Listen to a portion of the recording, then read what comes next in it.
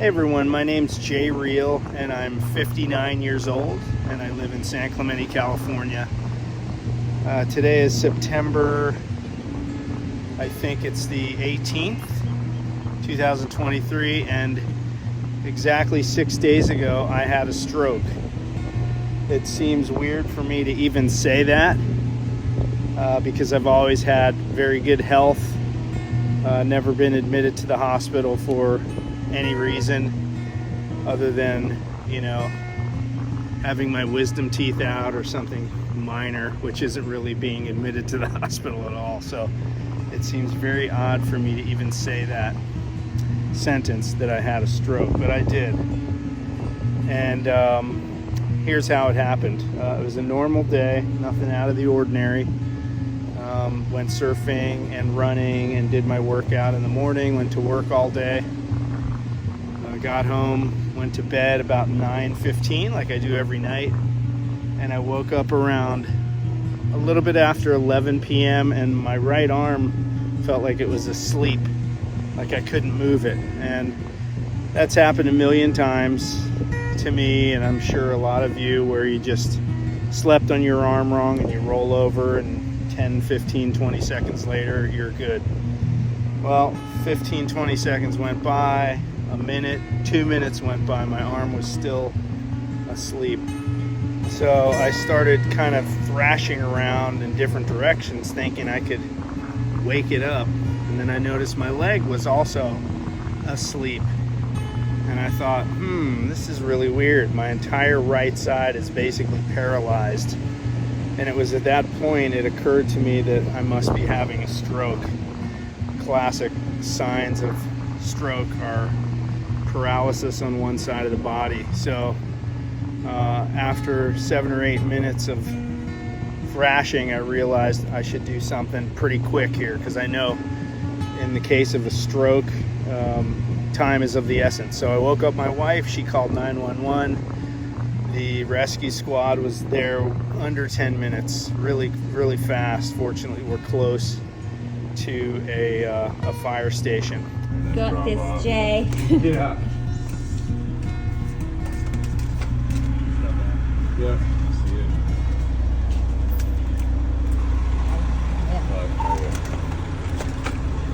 Why would you want to video this? Because I want to remember when it happened and what happened.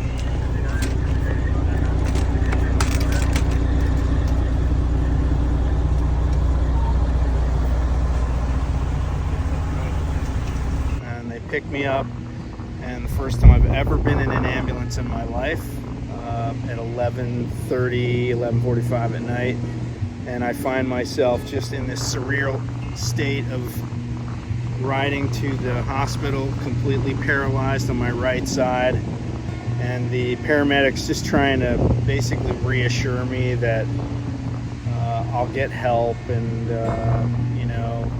life can go on even when this sort of thing happens. And I'm just immediately thinking about all the changes that are going to happen in my life if I stay paralyzed. I won't be able to drive, I won't be able to surf, I won't be able to type on my computer, and my speech was impacted as well, because the right side of my face and my tongue were also paralyzed. So my speech was slurred, and I just started going through my head of all the changes that my life was going to see from this point forward if something didn't happen. So I got to the ER, they rushed me straight in and started doing CAT scan and MRI, and they kept checking to see if my feeling was coming back. Well, hey there. I'm in the hospital for the first time in my life without wanting to be here. And okay, brother. Yeah. Getting some Sorry, video shooting a action. video. How we doing? Close your eyes for me. Nice and tight. All right. Smile for me. Still some right-sided facial droop. All right. Stick your tongue out. A little bit of drift for the side there as well. Shrug your shoulders for me. Just that one shoulder. Okay. Repeat after me. You know how. You know how. Tip top. Tip top. 50-50. 50-50. Baseball. Baseball. Mama. Mama. Slight slur still Yeah, off for the sure. S's and the T's. Yep. Squeeze for me. Squeeze as hard as you can. +3. Nothing over Nothing. here. Can you raise the arms up? Can you hold the arm up with the shoulder at least? That one's good. Nothing. Okay. How about over here on the legs? Raise up. 5, 4, 3, 2, 1. All right, see how far we can raise this one. Let me raise it up for you. You can raise the gravity. 5, 4, 3, 2, 1. Excellent. Okay, and now this one's where we're not going to get much. Push, push, push, push away. Oh, look at that. Really? Yeah. Got some push? I got some push out of this one. Look, push. You feel that? I got Jay? resistance. Can you feel that? Yeah. You're I'm wondering if it's you pushing on No. my foot. you're pushing against my hand, my friend. Okay. Yeah, I just can't move it. That's You can't the move it, weirdest but I thing. can. So before there was nothing. Now you're giving me something. I'm Yeah. glad it was something. Okay. I'll take Who's it. this? Who's this nice lady next to you? My lovely wife. Yeah, you scored, my friend. Keep her around. Yeah. Okay. All right. Thanks. Let's see. Can you read I this usually for me? wear reading glasses, but I see Providence Mission Hospital, Okay. Jared. All right. Awesome. It looks like RSN there and RN. BSN and RN. Okay. Okay, good. now Good. it's like Cool. I wear Just wanted to- reading glasses though. For me, so- I'm more concerned about you being able to make sense of what Oh, this right, is, right? yeah. So awesome. Okay, sweet. Thank you. No problem. All right, let's go ahead and do an NIH again. 035. You have a blood pressure right now of 142/79. All right, heart rate of 67. Right now is 64. Respiratory. You're still videoing. So now, as you can see, my right side is like slightly paralyzed on my face, on my arm, on my leg. I can't move it. And classic stroke symptoms, I guess. And the doctors are a little mystified because I have a clean medical history. I don't take medication, so we'll see. I'm really tired and very nervous, and they're going to bring me up to a room and see what happens in the morning when I get a few more scans and tests. They administered a clot buster drug that's, again, is of the essence in the case of a stroke. It has to be administered within the first couple hours after stroke symptoms kick in, and it can bust the clot in my brain and give me back some mobility and functionality. And they gave me that drug and brought me up to the intensive care unit. So I was in a bed in the intensive care unit. They're checking my heart rate, my temperature, drawing blood, making sure I'm cognitively okay, that I can recognize pictures and my vision is okay, and that I can read things, and they have to constantly check it to make sure the stroke isn't getting worse, all the while hoping that this clot buster drug would kick in. And the whole time I'm sitting there, 4 hours now gone by, I'm just thinking, well, it's a new life for me from this point forward. Well, within the space of about 30 seconds, I went from completely paralyzed to suddenly being able to move my right leg and my right arm. So all of a sudden, in like the last 5 minutes, I have movement in my arm, fingers, leg. Yeah, I was gonna say, I My think speech is back, and my face doesn't feel numb anymore. Just in the last 5 minutes, I don't know what changed, and I hope it doesn't change back.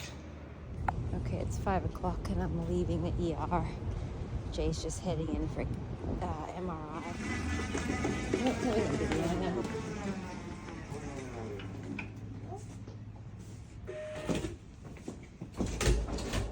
Ready for the MRI machine.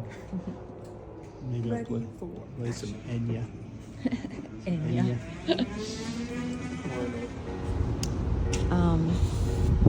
I'm just recording to remember what happened last night. And it was about 11 o'clock. Jay slurs to me, I think I'm having a stroke, Vicky. And I get up and I'm all dazed because obviously I've been sleeping.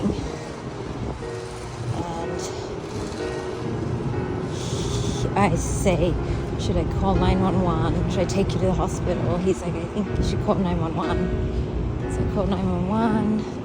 They were pretty quick. They got there in 10 minutes. And they come upstairs and pretty much grab him, put him in the ambulance and bring him to the Mission Hospital here. And I am freaking out, trying to call some friends, and got a hold of Carly, my wonderful neighbor, and she kind of calmed me down and told me what's kind of going on and what happens when people have a stroke. So super scary. So then I headed to the hospital, found Jay in the emergency room where they were about to take him in for a CAT scan. Actually, they took him in for a CAT scan, and weirdly enough said no blood clots. So there was internal medicine doctors and neurologists and all kinds of doctors coming in to check him out, all stumped, like, what is happening to this studly looking guy? Why did he have a stroke? He's not overweight, he's fit, he's healthy, you know, no family history of it. So they were a little surprised and wondering what the heck is going on. Oh, this light. So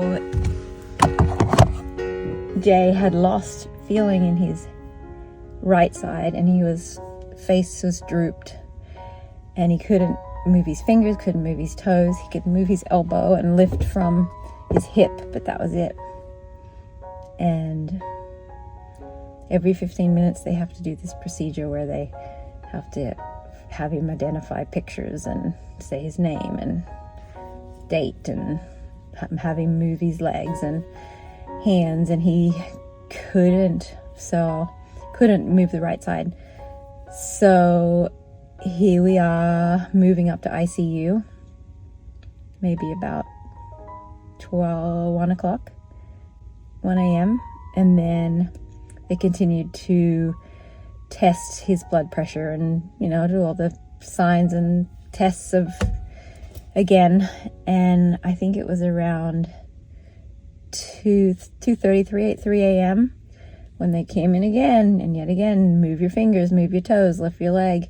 He couldn't do it, and the nurse propped a pillow under his arm like this, and then 3 minutes later, Jay started moving his fingers and moving his toes, and he could smile, and his face wasn't drooping, and his tongue was straight, and it was crazy. The nurse was freaking out. I was freaking out. Jay was freaking out. And we're canceling our Nicaragua trip today that we were supposed to fly to tonight. But it's all good. Jay's alive, and hopefully, fingers crossed, it's nothing serious, and he's got this. I wasn't 100% by any stretch of the imagination, but there was hope, and I knew I would be able to at least walk and talk.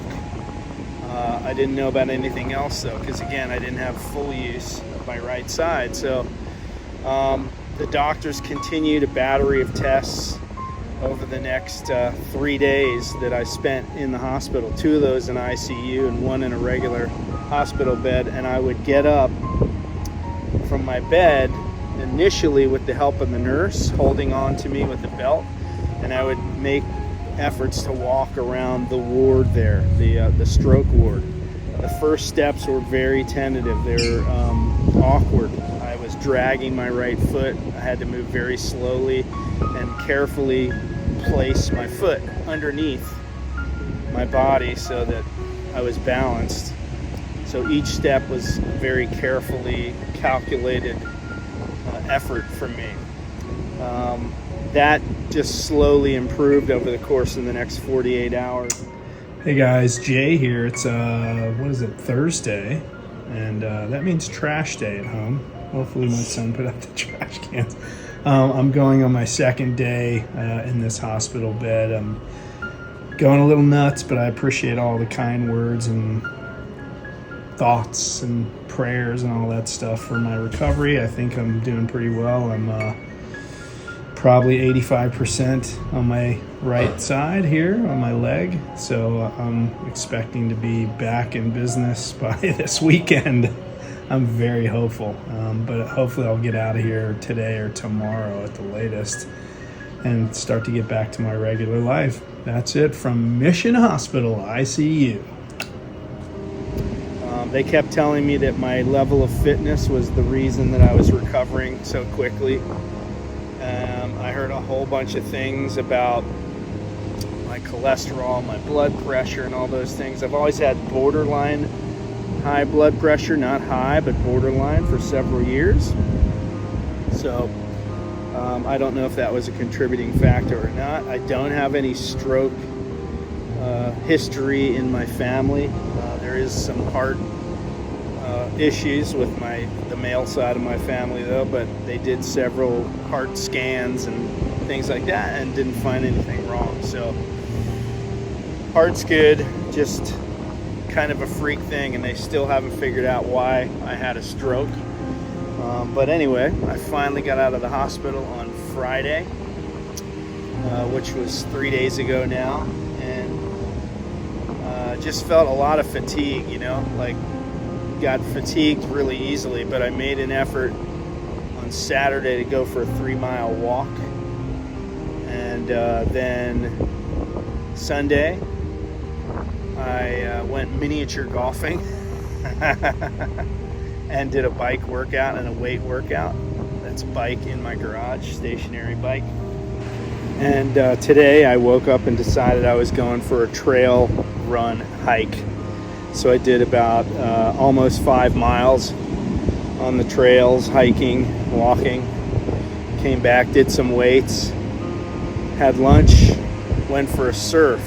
Now this was a real big one for me. I really was nervous about being able to pop up on my surfboard and maintaining balance, because the one residual effect I have here 6 days later is my equilibrium seems a little wacky. Like your equilibrium is here, mine seems like slightly off.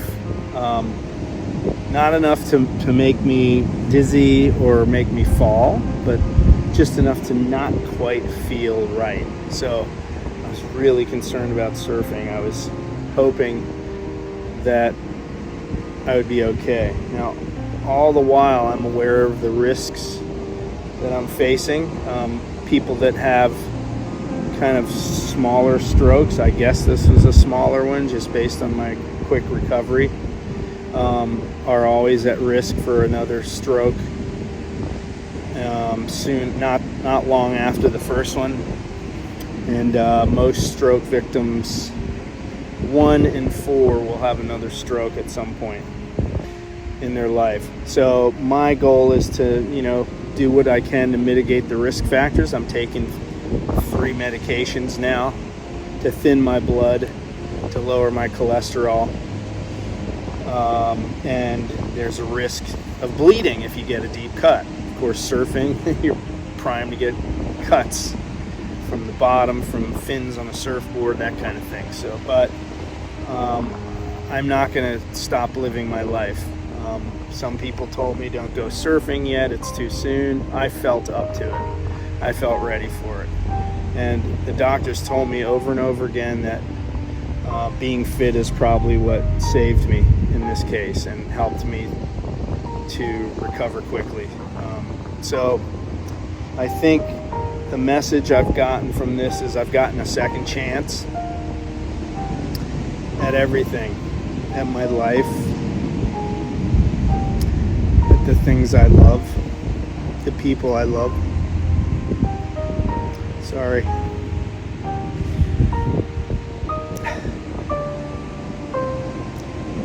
And I'm going to keep doing what I've been doing, and that is live every day like it's my last, because it could be. And this really showed me that that's the case. I could go tonight, I could go 10 years from now. I just don't know. I don't want to have any regrets.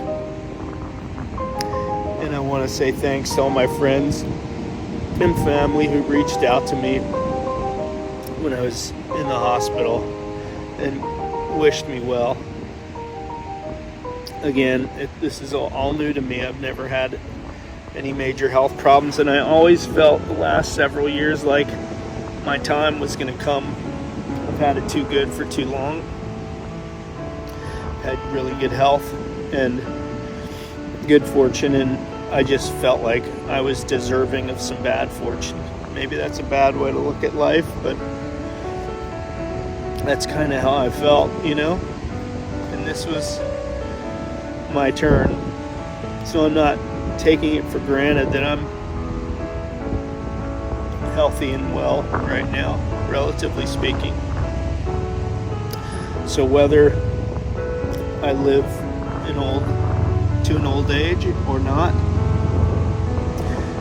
my goal is to live life, not to cower in fear,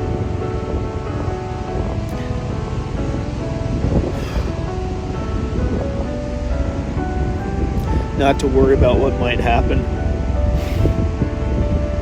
You know, Jimmy Buffett said it best. I'd rather die while I'm living than live while I'm dead. So that's my goal. Anyway, that's my story.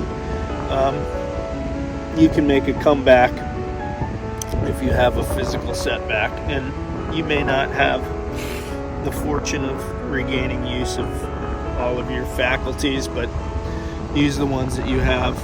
Make the best of them. I have several friends that are in much worse scenarios for different reasons than me. Some didn't make it. Some are permanently disabled, but the ones that have survived have made the best of what they have. And that's my goal. Thanks for watching, guys. And hold out hope, be strong, and don't cower in fear. Love you guys.